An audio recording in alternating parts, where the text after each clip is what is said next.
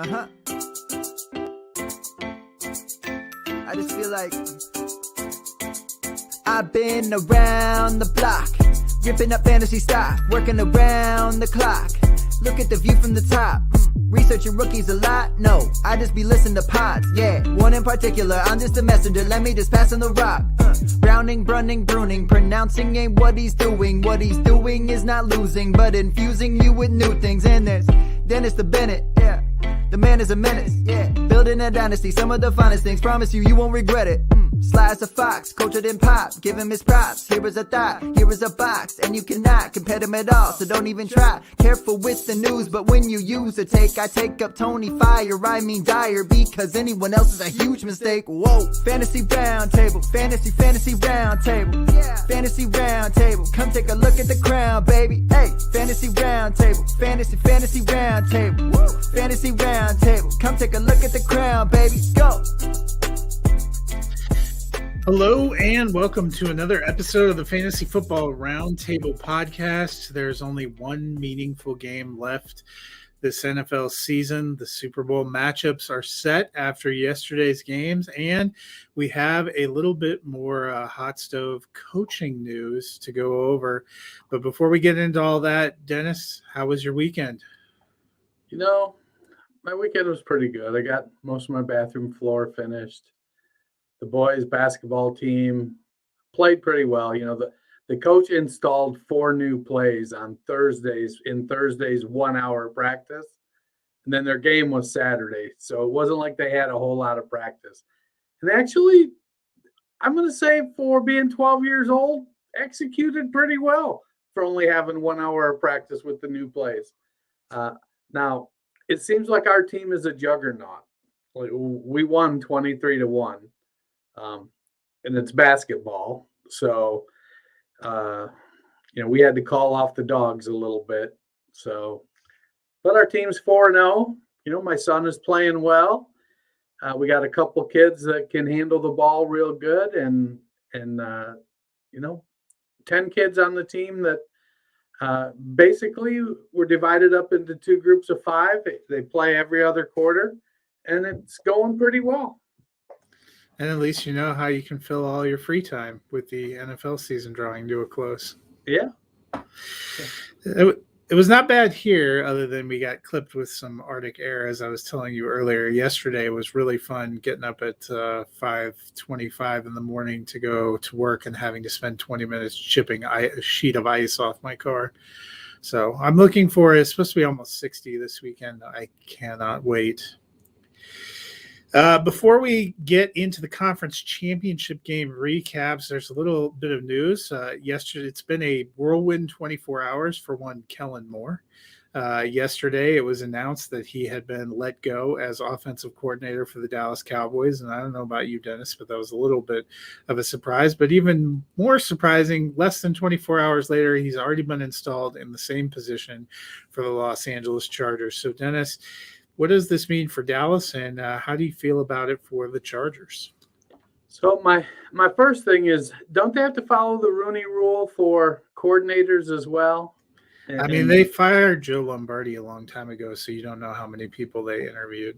Yeah, so I'm pretty sure they did it. So Moore's offense in Dallas, I think, has been top 5 in scoring, 3 of the 4 years he was the coordinator there. To me, this is Mike McCarthy doing Mike McCarthy's plan all along. He wants to call plays. He wants to show how he's embraced analytics. And so he wants his guy. He wants to bring somebody in that's going to wear the title of OC while McCarthy handles the play calling. Dan Quinn making the decision to stay in Dallas. I think McCarthy's like, you've got this. I don't need to worry about the defense. I'm going to take a look at the offense. I'm going to mold it how I want it based on what we have, because I'm an offensive mind. I don't see it ending well for Dallas, if I'm being perfectly honest, mostly because I'm not that enthralled with Mike McCarthy as a head coach. And I'm not sure that Dak is prime Aaron Rodgers put McCarthy on his back, carry him to the Super Bowl, kind of ready. So I like Dak as a quarterback. I think he's got a lot of good traits, and he does a lot of things well. I think the offense is going to probably be more middle of the road. I'd say somewhere around 10 to 15, which is still reasonably good. I mean, that they should make the playoffs, but they're going to have to solve the running back problem. Are they going to jettison Zeke? Zeke has already made overtures that he's willing to rework his deal to stay in Dallas. Are they going to be able to bring Tony Pollard back? Who's going to be the wide receiver 2 across from CeeDee Lamb? And what are they doing to rebuild that offensive line? So there's definitely some work to do there. In Los Angeles, on the other hand, they've got some powerhouse offensive weapons.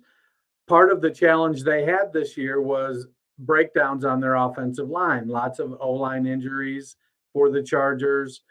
They lost a lot of time with some players that are fairly highly regarded in that position. But Keenan Allen missed half a season, a little over. Mike Williams missed some games.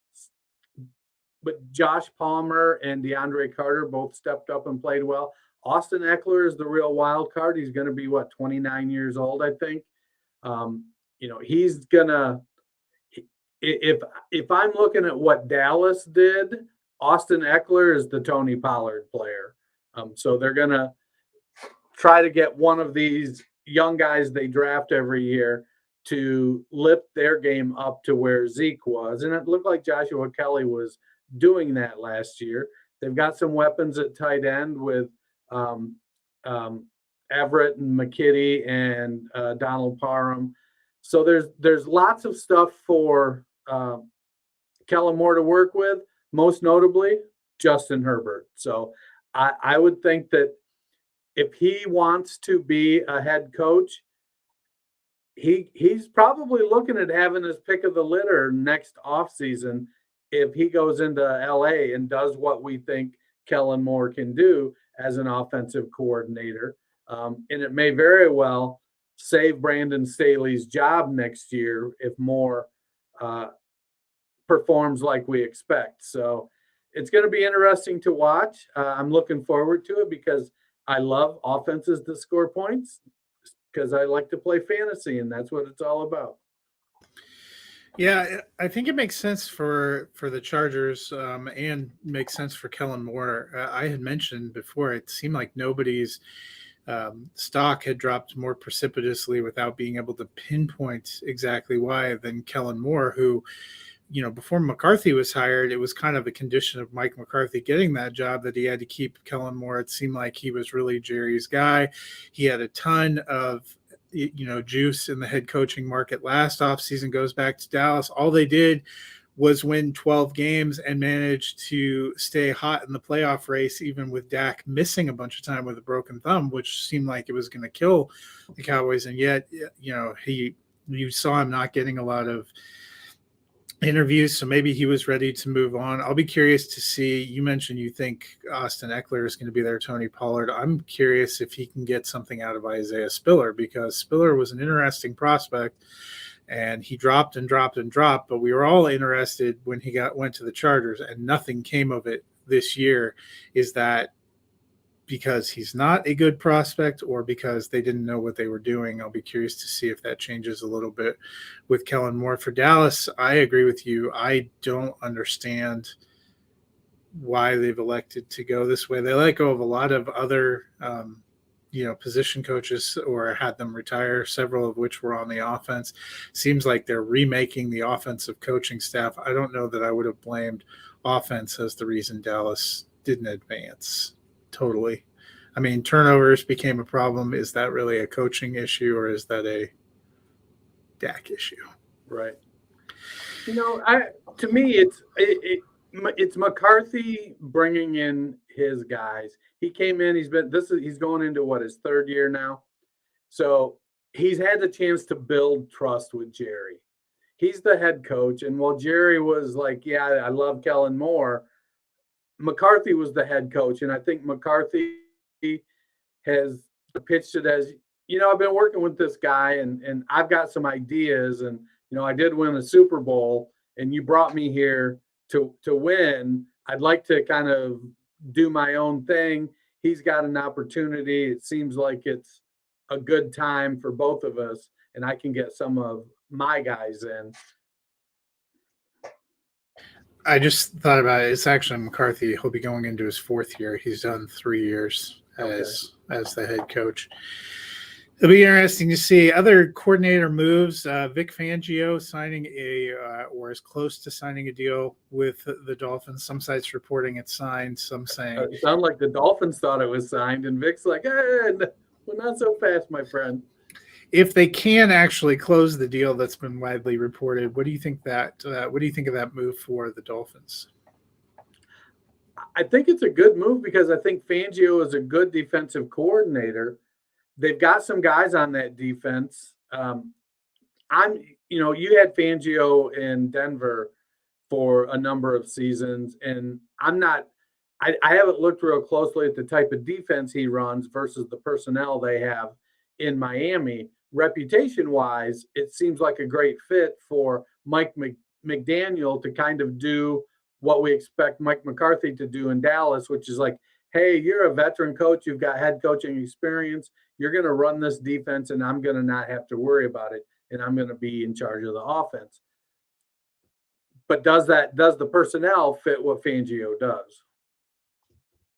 I think it will, and Bradley Chubb's obviously there, a guy that Vic Fangio liked and drafted. So I think it makes good sense. A little bit of what you're talking about. It makes me curious that they can't quite decide whether the deal's done or not. So, but it makes sense for the Dolphins, and I think they need to get. They probably need to get some improvement on their defense to be able to compete with some of these teams in their own division. I think Fangio's like, well, wait a minute. The Cardinals are adding to their list. Indianapolis is bringing everybody back for a second interview. Should I really, maybe I can get another head coaching job? I don't know how I feel about him as a head coach. He was a great defensive coordinator, and he was great with working with the defense, even in Denver. On other persistent claims that just keep coming back to us, it seems like reports are out now that the Packers are done with Aaron Rodgers. Dennis, stop me if you've heard this before. They're just done with him, and that they're ready to move on. What stock do you put into those trade rumors? He's got a big old contract that's going to take some working to trade. There are definitely teams that look at Aaron Rodgers and say, we'd like to have him on our team. The question becomes, can they get it done as far a deal that makes sense money-wise for Green Bay and makes sense for whoever is taking him on? At some point, I think LaFleur, and was LaFleur there when they drafted Jordan Love? Or yes. Was that still McCarthy? No, it was LaFleur. Yeah. And so at some point, I think we're getting to that point where he's like, hey, yeah, we're having some okay, goodish seasons. I kind of like to, see what Aaron keeps getting the credit for what we're doing. I feel like I'm a pretty good head coach. I've been doing well, and I've been tolerating this, ego bullshit from this guy.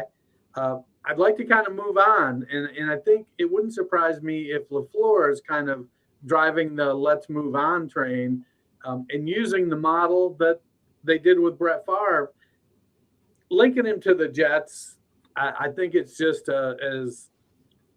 I don't know that other than the Jets need a quarterback, the Hackett thing seemed, I think we saw last year when Denver was in the market for a quarterback, that signing Hackett in an effort to get his old quarterback isn't really the play to make. So I'm not necessarily convinced that was really what went into the thinking with the Jets saying, hey, Paul, come be our offensive coordinator. Now let's go get Aaron. I think if they get it, great. If they don't, they're going in a different direction with a veteran quarterback. I feel like we're probably 70-30 right now with Rodgers playing somewhere else. But it's early in the off season. He's getting into his I'm going to take my time, go out to the desert and drop some ayahuasca and find a god or not kind of version of his portion of his off season. And as much as I think Rodgers still has to offer on the field, uh, that contract might ultimately end up being what keeps him in Green Bay. I know the cap just went up to what 224.8 or something, Yeah. so it had a big old increase. So there are teams that want him, but he doesn't want it. He's not going to a rebuild. He's like Brady in that regard. He's going somewhere where they've got a chance to win. And are the Jets really that? Maybe they've got a really good defense, and he might be the the Reggie Jackson, the straw that stirs the drink with New York, with Garrett Wilson, with Elijah Moore, with Brees Hall. And they've got a couple offensive linemen they'll be getting back that missed significant time. They have pretty high pedigrees. So it's not a terrible fit, all things considered, but it's certainly not something I'm ready to, put my stamp on and this is the hill I'm going to die on right now. Yeah, I don't know what to make of it. I think the question is really whether the Packers are going to go kind of all in toward a rebuild, because if you move Aaron Rodgers, you probably are moving Aaron Jones. Are you trying to get draft picks, trying to move in that way? And maybe after an 8-9 season where they look like the wheels are coming off a little bit, that is the direction they want to lean. I'm with you too. I don't know if the Jets are exactly the prime choice. It's not just they have a lot of young potential talent, but they're also in possibly one of the most competitive divisions, because we just talked about the Dolphins, who still have a pretty good core and are working on improving their defense. The Patriots with Belichick there are always going to be hanging around. And you have the Buffalo Bills and Josh Allen, who built a pretty stoic team too. I don't know that that's the kind of team that you walk into and you're like, hey, I'm easily in the playoffs, because the AFC also has pretty good talent. When you look at Kansas City, we just talked about the Chargers, Cincinnati, Baltimore always seems to be hanging around. You don't know what Cleveland's going to be in the next year. So I'm not sure that that's exactly, if Aaron Rodgers is looking out there, if I was him, I'd be looking to go to a team that I thought had, I'd be more likely to try to take the literal Brady route and go down to Tampa Bay, where they have a pretty decent infrastructure and not much competition in their own division, than I am to look at the Jets and say, hey, I'd like to go to the pressure of New York City in a pretty loaded division, in a pretty loaded conference. So before we move on to the games, a little tidbit of news came across earlier today that the Raiders apparently have not given Derek Carr permission to seek a trade yet. Thoughts? I mean, he also has a no trade clause, so he'd have to approve anywhere that he wanted to go. I don't know. He said his farewell, and the fact that he was deactivated and pushed away from the team, I think they might be looking to try to make their own best deal. Or they might be just releasing him. Right, but why release him though if you can get something back for him? I mean, they're not a smart front office. They have to make that decision pretty quick, because I'm pretty sure it's only a few days after the Super Bowl that his huge roster bonus kicks in. So if they're not letting him make a trade, they're probably just releasing him, which is amusing. It to me, it seems crazy, because you've told him, we don't want you, go. You're going to go. And then you're like, well, but I'm not going to let you talk to anybody else. That's like abusive behavior. I don't want you, but nobody else can have you either. Well, and if you're Derek Carr, you're pretty much sitting pretty, because you can reject any trade you don't want.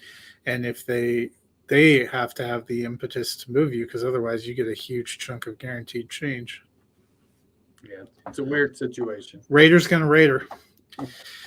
On to the games. The NFC game did not end up being quite the battle we thought. The Eagles were able to get the 31-7 win, and that's because the 49ers really didn't have a quarterback. Brock Purdy got injured on the 6th offensive play. We will get to more on him in a minute. Josh Johnson, the veteran, came in, got knocked unconscious. They had to put Purdy back in, even though everyone was pretty sure he couldn't throw the ball or run Wildcats with Christian McCaffrey, a quarterback. Needless to say, it did not go well. So are the 49ers snake bitten when it comes to quarterback? And with Brock Purdy, with the revelation today that it's an ulnar nerve, which is probably at least a 6-month recovery, what do you think that does with the Purdy versus Lance debate moving forward? Well, I didn't see that it was an ulnar nerve. I saw that he had a complete tear of the UCL tendon, the ulnar collateral tendon. And you're probably gonna get some impact on the nerve there, I suppose. But that's what they were talking about yesterday, that he had a nerve issue, he couldn't feel or grip the ball. Right, because if you tear that tendon, that affects your grip. That's a very common baseball injury. It doesn't happen often in football.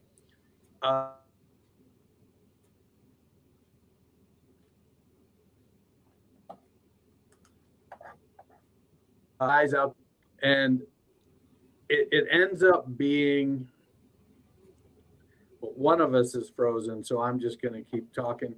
I can hear you. Okay.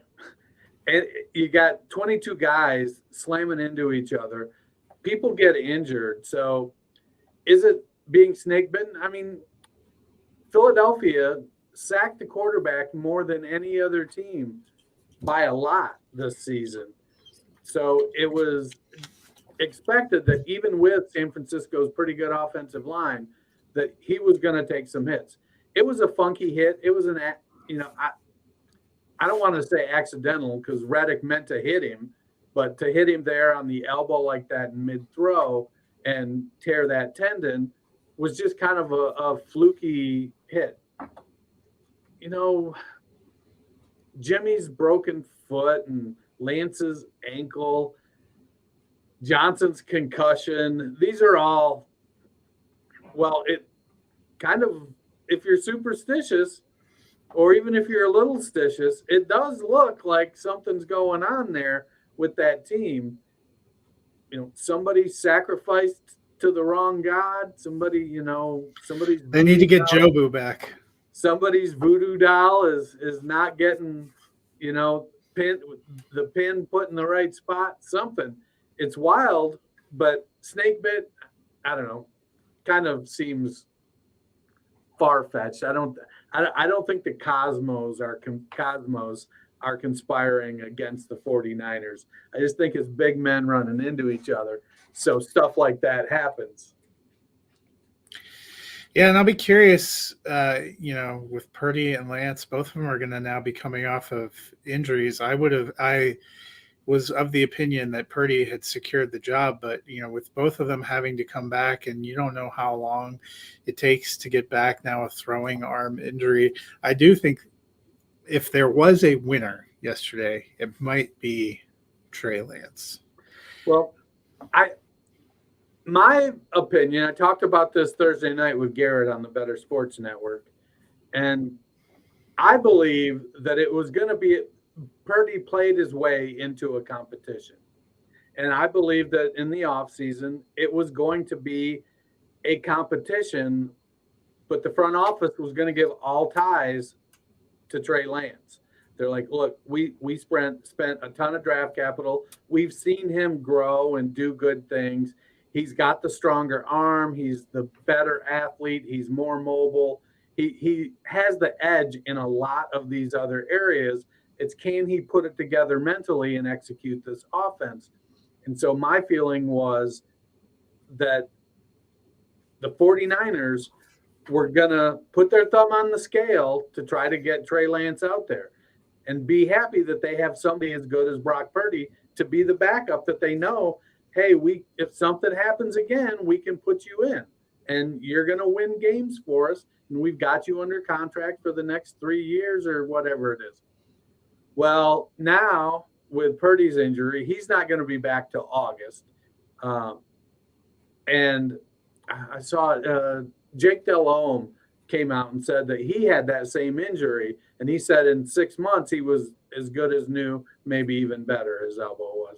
So I feel like August 1st, I think Purdy's going to be ready to go. Well, Lance is supposed to be ready by OTAs, so he's going to have every opportunity to establish himself as that guy and put Purdy in the position to have to climb a hill to take the starting job. So I think it's going to be Lance. I think this just makes it an easier decision for the 49ers. Um, and they don't have to worry about getting caught with their thumb on the scale. Yeah, it'll be an interesting offseason. The other person that might have benefited a little bit from that loss is D'Amico Ryans, the 49ers defensive coordinator, who is possibly one of the hottest coaching candidates out there. Do you think we've seen his last game in San Francisco? Yeah, it seems all signs point to a deal getting done with Houston, maybe as early as tomorrow. And it'll be interesting to see how he builds his staff. There's, with that being just the second head coaching position filled, there's going to be opportunity for him to get a good offensive coordinator, somebody to come in and really work on developing that offense. I don't know what's going to happen with Nick Caserio as the GM still. I'm not sure after 2 one and dones why you would let Nick Caserio pick the next head coach, but Houston did, and it looks, all signs point to it being D'Amico Ryans. So I expect that the defense is going to be good and the offense is going to need work. Yeah, I mean, it'll be interesting. I think he's for sure going to take one of the openings that's out there. It does seem like it's leaning toward the Texans, but you never know. Well, I heard he was Indianapolis's third, Denver's third number one choice. I don't even know what Denver's doing. For the Eagles, probably it was a very smooth game until the end. There was a little fisticuffs near the end. Some benches cleared. A couple players got ejected. Some of the talk at the end of the game was concerned that there might be repercussions going to the Super Bowl. Do you think the NFL would look at any suspensions that would impact the biggest game of the year? No, I think we're looking at probably a fair amount of fines being doled out, but Trent Williams and the defensive back he body slammed both got kicked out of the game. I think they're going to leave it at that as far as suspensions go. I mean, if they do suspend any Eagles, it's only going to feed the "it's rigged" narrative. And it is. And I just don't think they want that headache, because it really was, of course it's going to get heated. You got one team that had a legitimate shot to go to the Super Bowl. Now, they weren't the favorite in the game. Philadelphia was, and everything was going to have to go right. And almost nothing went right with the quarterback, and it just destroyed pretty much every opportunity San Francisco had to be able to pull out a victory. And, I get it. You get frustrated and you're like, you're going out there and you're playing your butt off, and you know that your quarterback can't throw the ball, that he's injured, and that your other quarterback can't tell what day it is because he had his block knocked off. And it's like those, and to be frank, those were the responsibilities of the offensive line, was to keep those dudes up. And the offensive line broke down and got both their quarterbacks nearly killed. And then now they're out there. I'm sure there was a little bit of self-loathing going on during the game as they're just watching the offense not be able to do anything in Philadelphia. Now, Philadelphia didn't run. It wasn't like they weren't making a whole bunch of phenomenal plays. You know, they had three They didn't guys. have to do like anything in the second half. It was the Right. most vanilla second half I think I've ever seen. It was. They just ran the ball. It was like they're like, okay, if all you're gonna do is run it, all we'll do is run it. And Yeah. it was none of the Eagles running backs broke off much in the way of big plays. They ended up with all of them under 4 yards per carry. And now that's not a great stat to use for how great a running back is, but it is something. And when you're like, well, they weren't getting a lot on average. I get being frustrated. I think that going into the Super Bowl, the Eagles currently are favored by 2, and the over under is 50. I think this is going to be a great Super Bowl. But the Eagles, I get people are like, well, they played the easiest schedule. They played everybody that was in front of them, and they beat most all of them. And when you get to the playoffs, you're playing San Francisco. I get it. They lost their quarterback, but still, they lost their quarterback because your defense was kicking people's ass. So, Oh, and they forced a lot of turnovers. I mean, I think when they're like 4 turnovers, 3 fumbles. So the AFC game definitely lived up to its billing. The Chiefs are able to prevail 23-20 with a field goal in the last 10 seconds to take the lead. Last offseason, we saw the Bengals really work to address the offensive line. Some injuries down the stretch of the season made that kind of a sore point in the playoffs. But what do you think the Bengals will focus on trying to improve this offseason as they try to remain contenders with Burrow and Chase? Well, they're going to need to focus on the offensive line, and that was a lot of what they did in free agency last year. Jackson Carman, who had been widely panned as not being very good, playing at guard, had basically lost the job and was, their 6th or 7th offensive lineman. And then when Jonah Williams got hurt, Carman actually played pretty decent at left tackle. The number of injuries I think they had was just too much to overcome. There's only so many really, really, really, really good offensive linemen. So it isn't like every team's able to get 10 of them.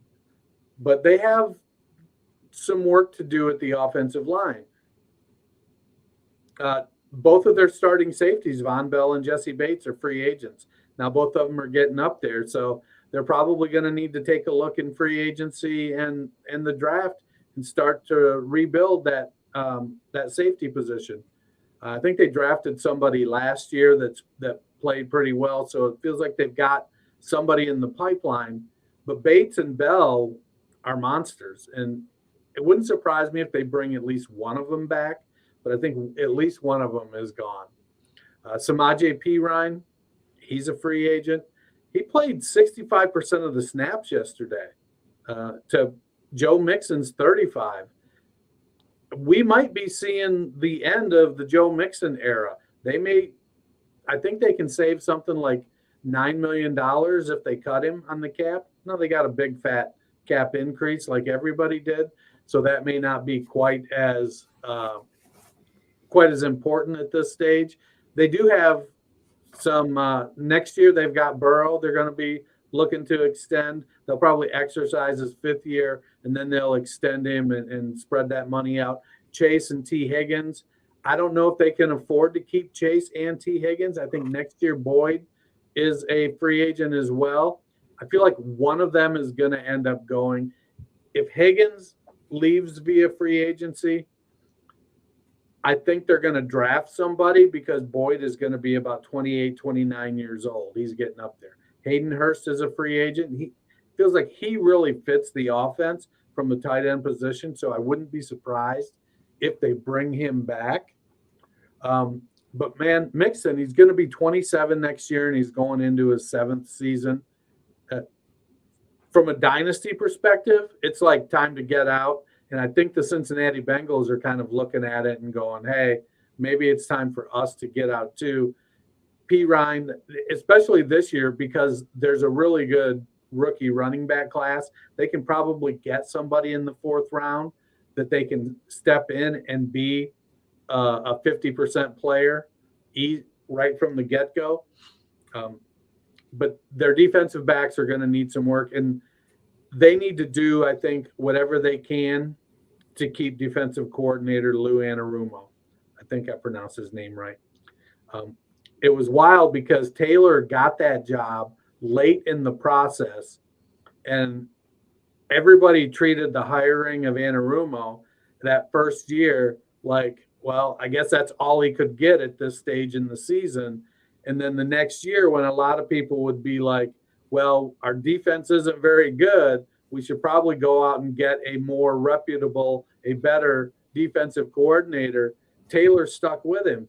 And Taylor and Anarumo both, as the guys in charge of the offense and the guy in charge of the defense, caught some flack for a couple years, but the Bengals front office stuck with them, and they've kept grinding it out. And now everybody's like, man, these two guys are phenomenal coaches.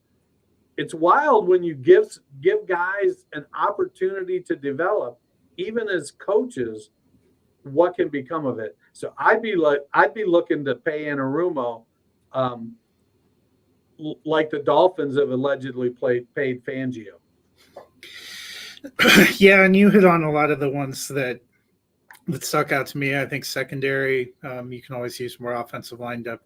Thanks for making me feel like I did good research. The running back has been a question for me because I just don't think we've seen great production from Mixon, and it seems like they have started to view him as something of a liability when they have to pass, which for an offense that has the passing game they do should give anyone a moment of pause. I wouldn't be surprised if they look at what their options are for a good 3-down back. Mixon is really good in the passing game if he's catching the ball. He's better there. He's not great in pass protection, and that's why P. Ryan gets a lot of that pass protection stuff. And then P. Ryan is probably almost as good as Mixon catching the ball too. So it's kind of, P. Ryan doesn't have Mixon's pure, I think, ability, his fluidness, his overall speed, going all the way back to when they were at Oklahoma, you could see that. But P. Ryan he's a grinder and plays very efficiently.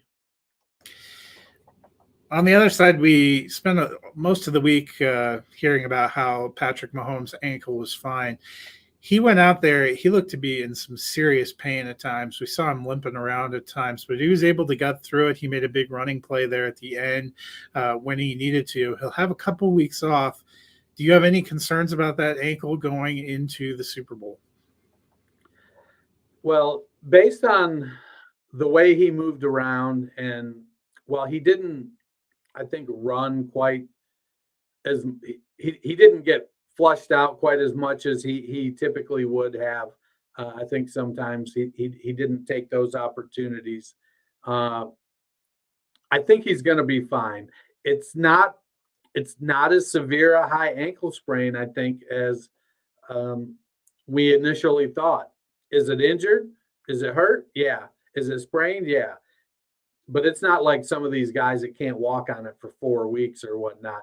So he's clearly and it's not just adrenaline that's getting him through it. He was able to practice. Now in practice, obviously, he's Patrick Mahomes. You're not having him, running the option and things like that. And you're not making him dead ass sprint 100 yards or anything. So he's going to be fine. 2 weeks, constant therapy every day. I'm not concerned about the ankle, in part because he's going to get hit. I mean, they're playing Philadelphia. He's getting hit. It's just, to me, it's more of can he keep himself safe? And by all presentations, it looks like he's going to be just fine. Yeah, that's what I was going to say. I think the biggest concern would have been this game because of the short window of time. It didn't look like he made it worse or further aggravated it in any way, the way that they were playing on it. I think with a couple of weeks, he'll probably be in even better shape, which let's hope, because it would be nice to see a good competitive game for our last game for 6 months. Well, I'm probably more concerned with the fact that Pacheco didn't do much in the running game. They're going to need to keep it, and I say that like I haven't ever watched Patrick Mahomes play. He could probably throw the ball 70 times and not run. They can run 0 running plays and be just fine. But I feel like they're going to need to be more balanced. And Pacheco is going to have to get more on the ground against Philadelphia to slow down that rush. To reiterate, Philadelphia led the league in sacks by a lot. They had 16 more than the second team with sacks. They had 70 sacks this season. And then they were down Kadarius Toney, Juju Smith-Schuster, and Mecole Hardman. It wasn't a great passing day by the numbers. MVS had a good game, 116 yards, and Kelsey had 86 yards or something like that. It wasn't like there was somebody out there putting up 175 yards or 2 guys at 125 or anything. They played well, and MVS, God bless him, makes my heart flutter when I see him play like that. I just think that they're going to need everybody to be able to contribute. When it comes to fantasy, I got to tell you, I am so out on Kadarius Toney. The dude he can't stay healthy. He's so electric. I want to be in. I watch him make plays, and I'm like, man, I want to be in so bad, because he brings a lot of the stuff that Tyreek Hill could do. Toney can do a lot of that stuff, but man, it took an army to keep Tyreek Hill off the field, and it just doesn't for Kadarius Toney. I love watching him make plays, but we're going to need to see Sky Moore step up some more. He's not a rookie anymore. You're going into the Super Bowl. You've been playing all year. You've been shut out of playing time because of how you performed. But yesterday, when it came time to step up, Sky Moore made some plays. MVS made some plays. The guy that, and I don't think he's healthy right now, but the one guy that used to kind of step up and make plays out of nowhere was Justin Watson. He's kind of a tweener tight end wide receiver. If he can get back healthy, he kind of provides a little bit of that Travis Kelce on the other side, a big receiver that can get open in zones. So it'll be interesting. And then Chris Jones was an absolute monster. I read something on Twitter today where one of the people, I think it might have been Ben Baby or somebody, talking about how Cincinnati had a great plan to double Chris Jones when he was inside. And Steve Spagnuolo said, okay, I'll just move him outside. And Cincinnati couldn't handle Chris Jones when he was on the outside.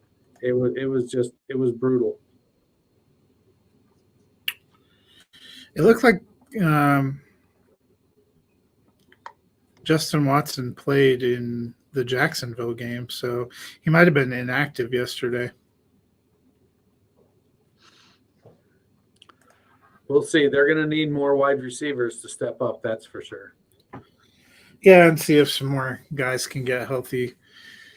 But, a couple weeks, hopefully it'll be live up to the matchup. One of the rare times I think I can remember where both 1 seeds went all the way through. Yeah, it should be great, man. I'm looking forward to it. We will be previewing that game in a couple of weeks, but when we are back with you on Friday, Dennis and I are going to start looking ahead to 2023, just like every Dynasty football player has been doing since right around Christmas time. We are going to start looking at some of the potential free agents before we start diving into the draft, because free agency opens beginning of March, so those will be some of the first salvos fired. And a pretty big crop of free agent running backs, not as great for looking for free agent pass catchers, and some questions at quarterback. But we'll start to dive into all that the next couple of episodes. We decided not to do the full-blown flag football Pro Bowl preview for you because you didn't want me to call in sick that day. I didn't want you to call in sick that day. But Dennis, the people are milling around tonight trying to figure out how to fill the next 2 weeks. What could they do? Well, since we're going to be on twice a week for the next 2 weeks, they should go to their favorite podcast platform, hit that subscribe button, have it come right to your feed as soon as we release. Download it, listen. I keep saying don't listen because the downloads count even if you don't listen. But man, Matt's got such a smooth voice. Listen, it's like when he's reviewing movies and stuff. He's talking so suave and sounds so smart. Rate, review, give us those 5-star reviews. Give us a nice 5-star rating. Well, that'll do it for us today. We'll see you on Friday with a look at free agents.